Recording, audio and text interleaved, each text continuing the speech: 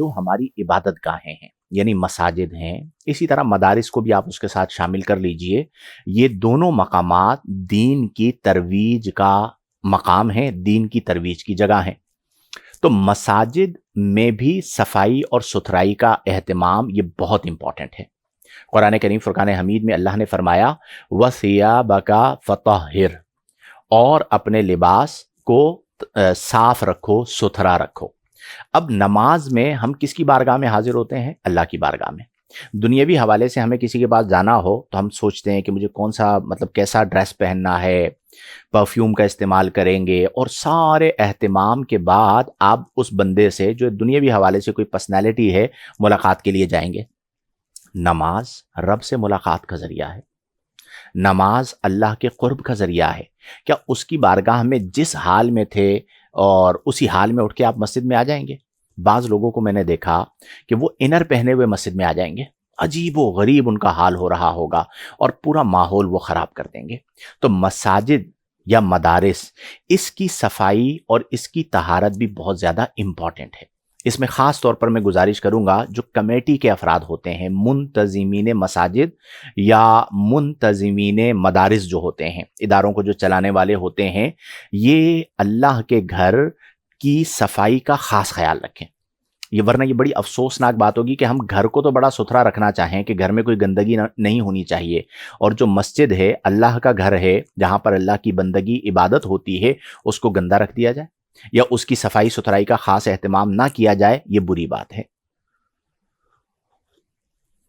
تو اس لیے کوشش یہ کریں کہ مساجد کی صفائی ستھرائی کا بہت زیادہ اہتمام کریں، اور جو نمازی حضرات ہیں انہیں بھی چاہیے کہ وہ اپنی طاقت کے مطابق خود مسجد کو صاف کر دیں۔ آپ دیکھیں نا، مسجد کو صاف کرنا، مسجد میں جھاڑو لگانا، یہ کتنی شرف کی بات ہے، کتنی سعادت مندی کی بات ہے کہ آپ اللہ کے گھر میں جھاڑو دے رہے ہیں۔ ہمارے ہاں ہوتا کیا ہے کہ ہم خادمین کو رکھ لیتے ہیں، اور جو خادمین مساجد ہوتے ہیں ان کو ہم ذاتی خادمین سمجھتے ہیں، اور ہم اس ٹوہ میں ہوتے ہیں کہ مجھے پتا چلے کہ کہاں پہ مٹی ہے۔ باقاعدہ بعض لوگوں کی عادت تو ایسی ہوتی ہے کہ پوری مسجد میں گھومیں گے اور کوئی جگہ ڈھونڈیں گے جہاں پر انہیں مٹی نظر آئے، اور پھر وہاں پر ہاتھ لگا کے آگے خادم کو دکھائیں گے، دیکھو یہ کیا ہے۔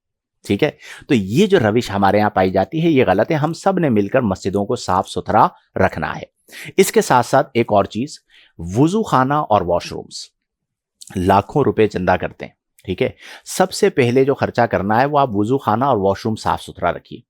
اگر آپ اسے صاف ستھرا نہیں رکھیں گے تو اس کی وجہ سے پھر آگے بہت سارے مسائل ہوں گے۔ ہم اسفار کرتے ہیں، پاکستان سے باہر بعض ممالک میں جانا ہوتا ہے، میں وہاں پر جب مسجدوں کو دیکھتا ہوں انتہائی قلبی مسرت ہوتی ہے۔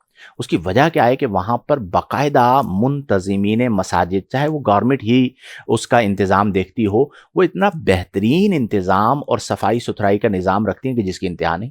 کراچی میں آپ چلے جائیے، میرے کچھ عزیز ہیں، قریب ہیں، ائمہ ہیں، یہ بحریہ ٹاؤن کی جو مساجد ہے وہاں کی آپ مسجد میں جا کے نماز پڑھیے، آپ کا دل خوش ہو جاتا ہے، آپ کو مٹی کا نام و نشان نظر نہیں آئے گا۔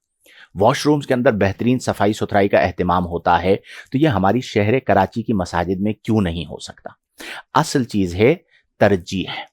اگر آپ کی ترجیح میں یہ چیز شامل ہوگی کہ آپ نے صفائی ستھرائی کا اہتمام رکھنا ہے تو پھر مسجدیں صاف ستھری نظر آئیں گی، ادروائز نہیں۔ اسی طرح مدارس والوں سے بھی گزارش کہ اپنے مدرسوں کا بڑا خیال رکھیں صفائی ستھرائی کا۔